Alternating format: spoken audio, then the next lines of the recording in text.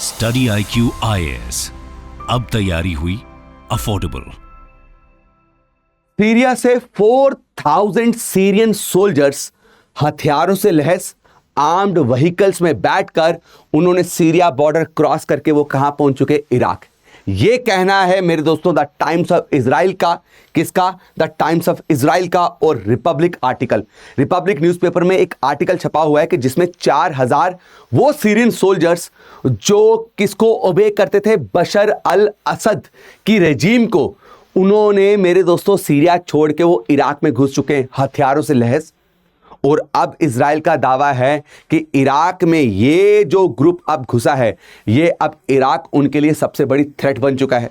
तो क्या अब पहला जो लेबनान टारगेट किया, फिर सीज फायर किया, उसके बाद जब अब सीरिया में टारगेट किया आपके 350 से ज्यादा एयर स्ट्राइक करके, अब क्या इजराइल इराक की तरफ मूव करेगा?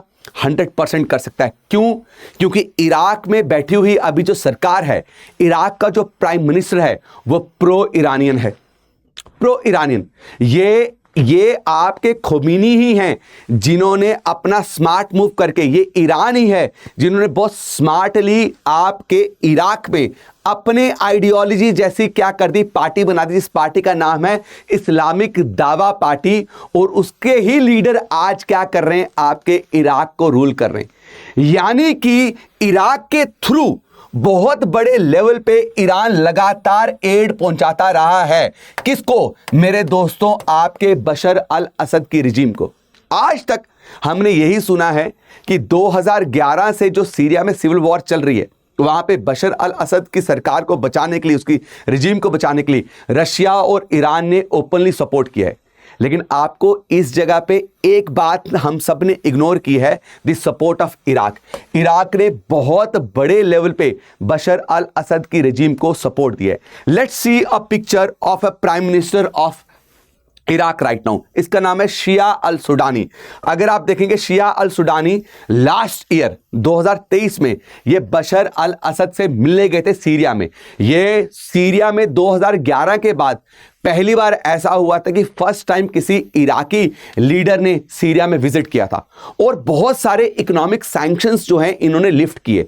इसका मतलब सीरिया और इराक के रिलेशंस पहले बहुत खराब थे 100%। जब इराक सद्दाम हुसैन के कंट्रोल में था, क्या सद्दाम हुसैन के कंट्रोल में था, और जब सीरिया आपके हाफिज अल असद के कंट्रोल में था, तो तब ये एक दूसरे के कट्टर दुश्मन होते थे। कट्टर दुश्मन।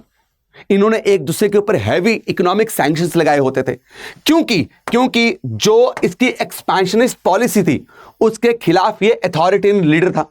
अब अगर आपको याद हो 1991 में सद्दाम हुसैन ने जब कुवैत पे हमला किया, तो सीरिया जो है और ये हाफिज अल असद, ये पहला देश था जो कुवैत को डिफेंड करने के लिए आया था इराक के खिलाफ। लेकिन अब हमें क्या देखने को मिला? जब सद्दाम हुसैन को एलिमिनेट कर दिया गया, उसके बाद ईरान को यह बात समझ आई कि देखिए भाई, ये सब लड़ाई जो है इजराइल और यूएसए की करवाई हुई है, यहां पे हमें यूनाइट होना पड़ेगा। तो ईरान ने यहां पे बहुत स्मार्ट मूव चला। ईरान ने पहले यहां पे, आपको याद ही होगा, हिजबुल्लाह पहले से एक्टिवेट करके रखा था। यहां पे नीचे हूती एक्टिवेट है, और इराक में वो अपनी विचारधारा की पॉलिटिकल पार्टी या लीडर्स को पावरफुल कर रहा था अपने इंटेलिजेंस के थ्रू। और वहां पे जो पॉलिटिकल पार्टी जिसको अपनी आइडियोलॉजी के साथ ये मैच कर पाए, वो बनी इस्लामिक दावा पार्टी। और उसी इस्लामिक दावा पार्टी के मेरे दोस्तों ये है प्राइम मिनिस्टर जो प्रो ईरानियन है। और फिर ऐसा करने के बाद इराक की मदद लेके ईरान ने बहुत बड़े लेवल पे सीरिया को मिलिट्री एड प्रोवाइड करी, हिजबुल्लाह को वेपन्स प्रोवाइड करे। आप सोचिए कि ईरान का कितना स्मार्ट मूव है। देखो, ईरान को पता था कि भाई देखिए, हिजबुल्लाह जो है वो एग्रेसिव है और इजराइल के पास आपको सबसे एडवांस वेपन मिलेंगे, तो एक वक्त आ सकता है कि हिजबुल्लाह को इजराइल पूरी तरह से खत्म कर दे, और खत्म कर चुका है। राइट, हमास को पूरी तरीके से क्या कर चुका है मेरे दोस्तों? हिला के रख चुका है। अब बशर अल असद की सरकार भी सीरिया से चलेगी। तो ये जो पकड़ खत्म हुई है, तो ईरान को पता था कि भाई मुझे कहीं ना कहीं और जगहों से क्या करना पड़ेगा, इस वॉर को कायम रखना पड़ेगा। तो उसके लिए नया जो एक्सिस ऑफ रेजिस्टेंस ईरान ने क्रिएट किया, वो क्या था? आपका इराक। यहां पे आपको मैं एक और जिक्र करूंगा कि आज तक हम सिर्फ रशिया और ईरान का डायरेक्ट सपोर्ट ही देखते आए हैं कि बशर अल असद की रजीम को था, बट इराक का सपोर्ट हम इग्नोर नहीं कर सकते। इराक ने बहुत बड़े लेवल पे सीरिया के बशर अल असद को सपोर्ट किया है। अगर आप यहां पे देखें तो यह है कासिम सुलेमानी, जिसको ट्रंप के टाइम पे, जब ट्रंप यूएसए का प्रेसिडेंट बना, उस वक्त एयर स्ट्राइक में इसको मार दिया गया था, ड्रोन स्ट्राइक में इसको मार दिया गया था। और वेरी एफिशिएंट आर्मी ऑफिसर।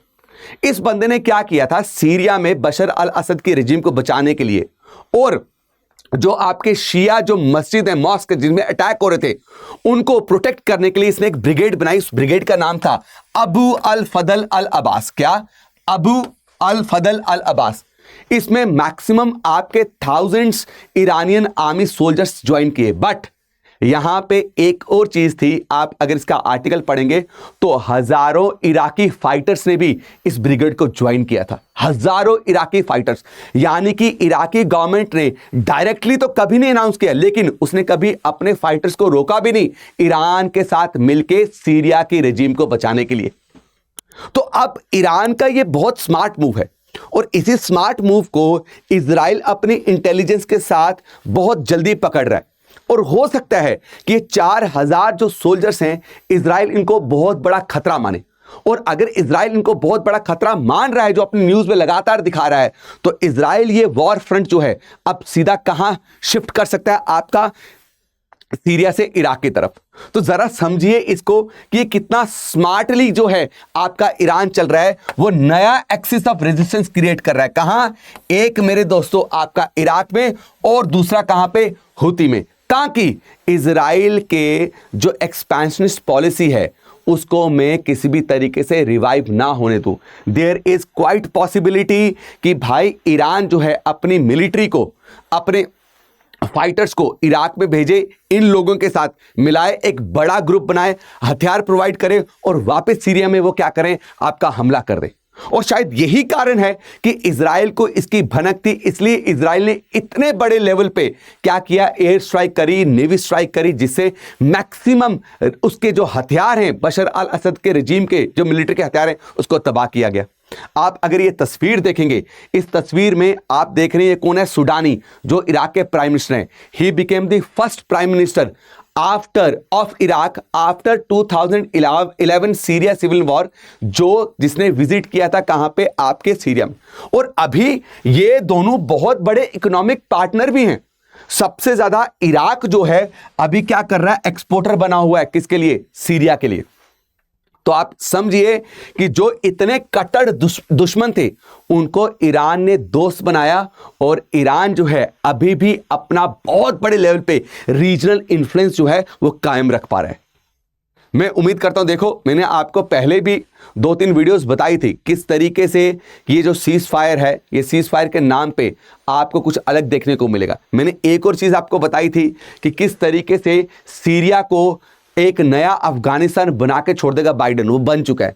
और अब आप देखिएगा कुछ दिनों में देयर इज क्वाइट पॉसिबिलिटी कि इराक के साथ इजराइल क्या करना स्टार्ट कर दे? डायरेक्टली कन्फ्रंट करना स्टार्ट कर दे। और ये भी हो सकता है जो अभी करंटली सीरिया में जो आपके एक टेररिस्ट ऑर्गेनाइजेशन है जिसने बशर अल असद की रजीम को गिराया है, हयात तहरीर अल शम, वो भी इनसिक्योर होके कहीं इराक के साथ फाइट पे उलझ ना जाए, या यूएसए उसका फायदा ना उठा ले।